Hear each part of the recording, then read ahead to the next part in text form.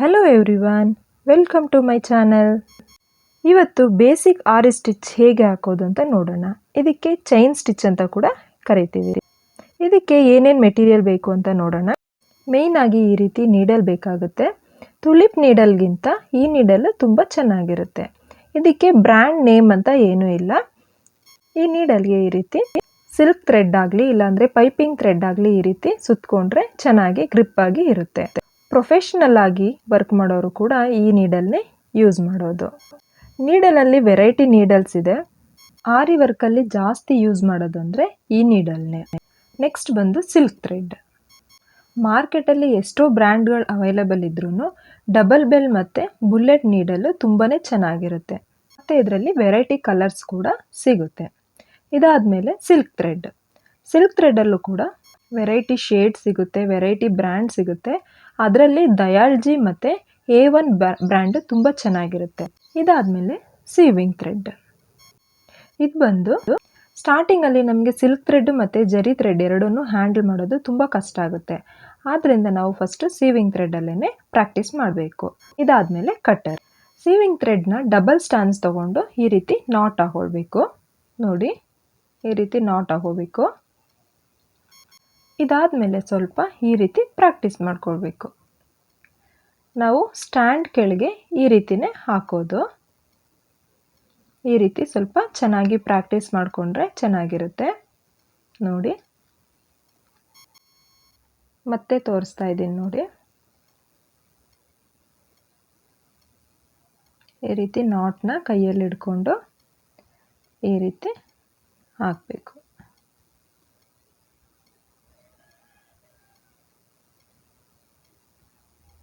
ಇದಾದಮೇಲೆ ಥ್ರೆಡ್ನ ಹಾಕೋದಕ್ಕೂ ಮೊದಲು ಈ ರೀತಿ ಪ್ರಾಕ್ಟೀಸ್ ಮಾಡ್ಕೊಳ್ಬೇಕು. ಹೇಗೆ ಅಂದರೆ, ಮೊದಲು ನೀಡಲ್ ಫೇಸು ನಮ್ಮ ಮುಖ ಕಡೆ ಇರಬೇಕು. ಇದಾದಮೇಲೆ ಕ್ಲಾತ್ ಒಳಗೆ ಹೋದ್ಮೇಲೆ ಥ್ರೆಡ್ನ ಸುತ್ತಿ ರೊಟೇಟ್ ಮಾಡಿ ತೆಗಿಬೇಕು.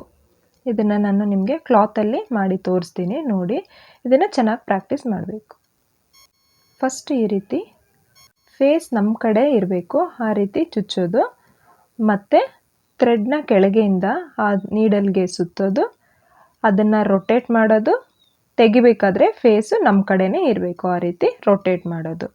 ನಿಮಗೆ ಬ್ಯಾಕ್ ಸೈಡ್ದು ಕೂಡ ಯಾವ ರೀತಿ ನಾನು ನೀಡಲ್ನ ಸುತ್ತುತ್ತೀನಿ ಆ ನೀಡಲ್ಗೆ ಅಂತ ತೋರಿಸ್ತೀನಿ ವಿಡಿಯೋದಲ್ಲಿ ನೋಡಿ.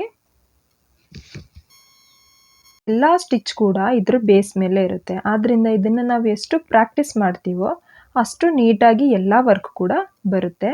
ಇದನ್ನು ಮೊದಲು ಚೆನ್ನಾಗಿ ಪ್ರಾಕ್ಟೀಸ್ ಮಾಡಬೇಕು. ದೊಡ್ಡ ಇಮೇಜ್ ತೊಗೊಂಡು ಪ್ರಾಕ್ಟೀಸ್ ಮಾಡಬೇಕು. ನಿಮಗೆ ಮತ್ತೆ ನಾನು ತೋರಿಸ್ತಾ ಇದ್ದೀನಿ ಯಾವ ರೀತಿ ನೀಡಲ್ನ ಹಾಕಿ ರೊಟೇಟ್ ಮಾಡಿ ಮತ್ತೆ ತೆಗೆದು ಮಾಡಬೇಕು ಅಂತ ನೋಡಿ. ಈಗ ಬ್ಯಾಕ್ ಸೈಡ್ದು ಯಾವ ರೀತಿ ನೀಡಲ್ನ ನಾನು ಹ್ಯಾಂಡಲ್ ಮಾಡ್ತೀನಿ ಮತ್ತು ಥ್ರೆಡ್ನ ಯಾವ ರೀತಿ ಸುತ್ತುತ್ತಿದ್ದೀನಿ ಅಂತ ತೋರಿಸ್ತಾ ಇದ್ದೀನಿ ನೋಡಿ. ಬೀಡ್ ಸ್ಟಿಚ್ ಆಗಲಿ, ಜರ್ದೋಸಿ ಸ್ಟಿಚ್ ಆಗಲಿ, ನೀವು ಯಾವುದೇ ಲೀಫ್ ಸ್ಟಿಚ್ ಆಗಲಿ, ಎಷ್ಟು ವೆರೈಟಿ ಸ್ಟಿಚ್ಗಳಿದೆ ಅದೆಲ್ಲನೂ ಕೂಡ ಈ ಸ್ಟಿಚ್ ಬೇಸ್ ಮೇಲೇ ಇರುತ್ತೆ. ಇದನ್ನು ನೀಟಾಗಿ ನೀವು ಎಷ್ಟು ಪ್ರಾಕ್ಟೀಸ್ ಮಾಡ್ತೀರಾ ಅಷ್ಟು ತುಂಬ ಒಳ್ಳೆಯದು. ಯಾವಾಗಲೂ ನಾವು ಪ್ರಾಕ್ಟೀಸ್ಗೆ ಅಂತ ಇಮೇಜ್ನ ತೊಗೊಂಡ್ರೆ ದೊಡ್ಡ ಇಮೇಜ್ನೇ ತೊಗೊಳ್ಬೇಕು. ಆವಾಗ ನಮಗೆ ತುಂಬ ಚೆನ್ನಾಗಿ ಪ್ರಾಕ್ಟೀಸ್ ಆಗುತ್ತೆ.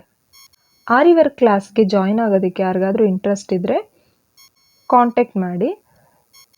ಸೆಪ್ಟೆಂಬರ್ 1 ನ್ಯೂ ಬ್ಯಾಚ್ ಸ್ಟಾರ್ಟ್ ಆಗ್ತಿದೆ. ಇದೇ ರೀತಿ ನಿಮಗೆ ಯೂಸ್ಫುಲ್ ಆಗುವಂಥ ಒಳ್ಳೆ ವಿಡಿಯೋನ ಅಪ್ಲೋಡ್ ಮಾಡ್ತೀನಿ. ಮರೀದೆ ಸಬ್ಸ್ಕ್ರೈಬ್ ಮಾಡ್ಕೊಳ್ಳಿ ಮತ್ತು ಕಮೆಂಟ್ ಕೂಡ ಮಾಡಿ. ನೋಡಿ, ಈಗ ಸೀವಿಂಗ್ ಥ್ರೆಡಲ್ಲಿ ಹಾಕಾಯಿತು. ಜರಿ ಥ್ರೆಡ್ಡು ಮತ್ತು ಸಿಲ್ಕ್ ಥ್ರೆಡಲ್ಲೂ ಕೂಡ ನೋಡೋಣ. ಫಸ್ಟ್ ಈಗ ಸಿಲ್ಕ್ ಥ್ರೆಡಲ್ಲಿ ಯಾವ ರೀತಿ ಹಾಕೋದು ಅಂತ ನೋಡೋಣ. ನನಗೆ ಪ್ರಾಕ್ಟೀಸ್ ಆಗಿರೋದ್ರಿಂದ ನಾನು ಈಸಿಯಾಗಿ ಸಿಲ್ಕ್ ಥ್ರೆಡ್ನ ಹ್ಯಾಂಡಲ್ ಮಾಡ್ತಾ ಇದ್ದೀನಿ. ಸ್ಟಾರ್ಟಿಂಗಲ್ಲಿ ಸ್ವಲ್ಪ ನಿಮಗೆ ಕಷ್ಟ ಅನಿಸುತ್ತೆ, ಬಟ್ ಚೆನ್ನಾಗಿ ಪ್ರಾಕ್ಟೀಸ್ ಮಾಡಿ, ಖಂಡಿತ ಬಂದೇ ಬರುತ್ತೆ. ಮತ್ತು ಥ್ರೆಡ್ಡು ನಿಮಗೆ ಕೆಳಗೆಯಿಂದ ಬಂದಿಲ್ಲ ಅಂತ ಅಂದ್ಬಿಟ್ಟು ನೀಡಲ್ನ ಆ ಕಡೆ ಈ ಕಡೆ ಎಲ್ಲ ಫುಲ್ಲು ಆಡಿಸಿದ್ರೆ ಅದು ಅಧ್ವಾನ ಆಗಿಬಿಡುತ್ತೆ. ನೀಟಾಗಿ ಸ್ಟ್ರೈಟಾಗಿ ಇಟ್ಕೋಬೇಕು. 90 ಡಿಗ್ರಿಲೇ ಇರಬೇಕು ನೀಡಲ್ ಯಾವಾಗ್ಲೂ. ಇದನ್ನು ನಾನು ಬಾಕ್ಸ್ ಆರಿ ಸ್ಟ್ಯಾಂಡಲ್ಲೇ ಹಾಕಿರೋದು.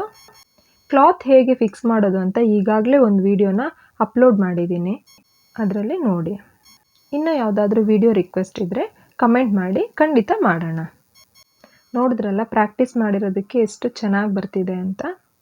ನೆಕ್ಸ್ಟು ಜರಿ ಥ್ರೆಡ್ಡಲ್ಲಿ ಟ್ರೈ ಮಾಡೋಣ. ನೋಡಿ ಎಷ್ಟು ನೀಟಾಗಿ ಬರ್ತಿದೆ ಅಂತ.